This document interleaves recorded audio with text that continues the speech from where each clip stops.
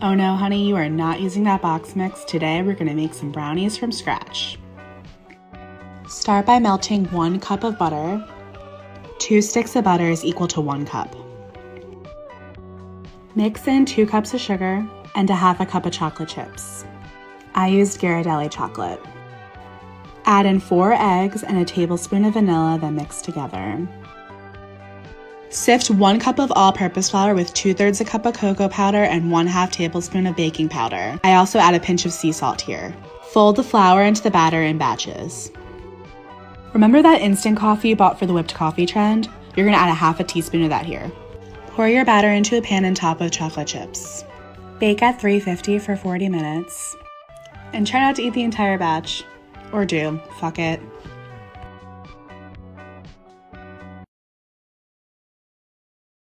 McDonald's McNuggets. Start with that chicken breast. Go ahead and cut it up into little cubes, and we're gonna blend it in batches, and we're gonna pulse it. You could use a grinder if you have one, but I don't have one. I'm guessing a lot of you don't have one. You could use a blender, works just as good. Season the meat with a bunch of salt and pepper, and then the key to shaping your nuggets is to keep your hands wet so it doesn't stick to you. So you feel me? We made a few McDonald's shapes, and we went off with some dinosaurs, made a country, and look at that. I don't know what that is.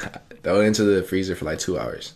For the dry mix, we're going to go flour, cornstarch, salt, pepper, onion powder, garlic powder, mix it up. For the wet batter, we're going to go eggs, 1/2 cup of water, 1/4 cup of cornstarch, and whip that up.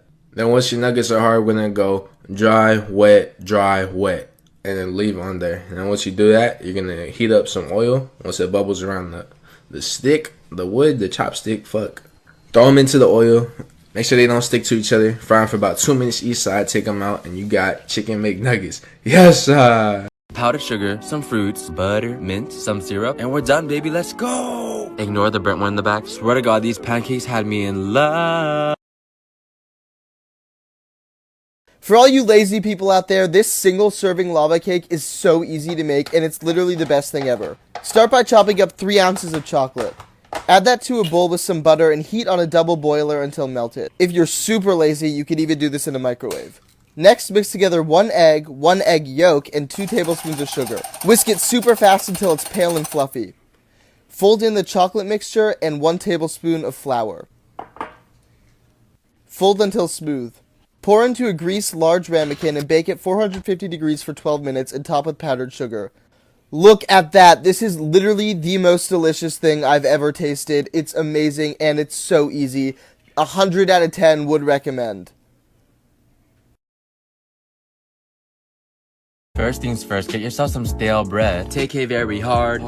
This bread is very hard. Anyways, we're gonna cut off the crust, and this is strictly for the aesthetic. These are gonna end up in a shitload of sugar anyways, so they're gonna taste exactly the same. Cut them into sticks and let them vibe on the side. And in a separate bowl, we're gonna combine some egg, almond milk, or whatever milk you have. Anything but soy milk, because that shit tastes like some toes. A pinch of salt and vanilla extract. Give that a mix until it's combined. And now we're gonna make our cinnamon sugar. Basically, white sugar and cinnamon at a ratio of 8 to 1, aka the ratio of guys to girls at every frat party ever. Okay, in a pan on medium heat, we're gonna melt some butter. Lightly coat your breadsticks in the mixture and throw it in the pan. Make sure you don't soak it though, or else it will come out limp. And we're gonna cook it on each side until it's golden brown like this. Throw it straight into the sugar, mix it up a little bit, and that's pretty much it. Let's go! Throw it onto a plate, serve it with some syrup. And yeah, next time you have some stale bread laying around, what are you gonna do? Go feed some birds? Hell no! All birds do is poop on your car and chirp whenever you're trying to sleep. Go ahead and make this instead. Chef's kiss. Mwah!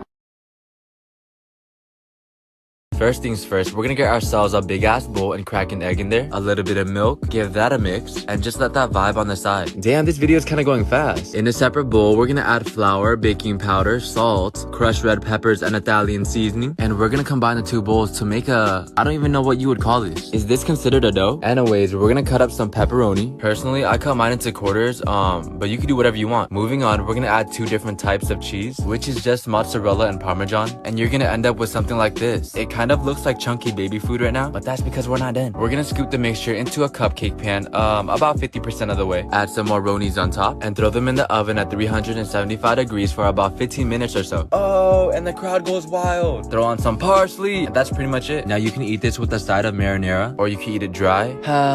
These remind me of the ones that my mom used to make for me when I was a kid. Psych, she never made me this. When I was a kid, all I ever ate was mama ramen noodles. Don't let the straw hat fool you, she's evil.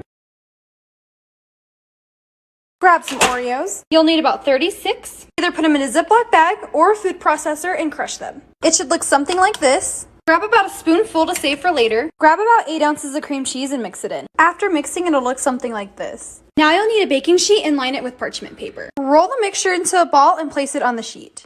Make some space in your fridge and leave them in there for about 30 minutes. Meanwhile, grab another bowl and pour in some white chocolate chips. Put it in the microwave for about 30 seconds. Take them out and mix them around and repeat this until they're melted. After 30 minutes, take them out and put them on a stick. Now they're ready to be dipped in chocolate. Just like that. Put them back onto the parchment paper and pour your Oreo crumbs on them. They're gonna end up looking something like this. So yummy. Put them back into the fridge for 10 more minutes. And they're done. Let's try them. Okay, here we go.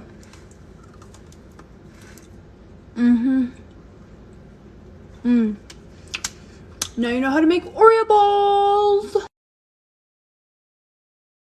According to today's menu, we're making pizookies. A little bit of melted butter into a big ass bowl, along with some brown